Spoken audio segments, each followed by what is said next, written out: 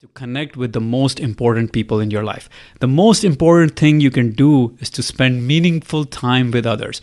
Without these relationships, your life would lose all meaning, all joy, and all purpose. Ultimately, we do what we do for others, for our loved ones, for our family. And one of the greatest indicators of a long life is the presence of deep social bonds.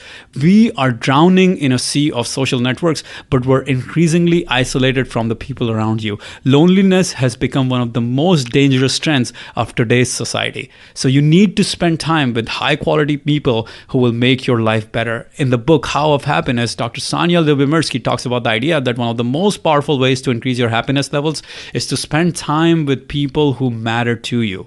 And the great Jim Rohn said, you are the average of the 5 people you spend the most time with. So spend time with those who matter to you most.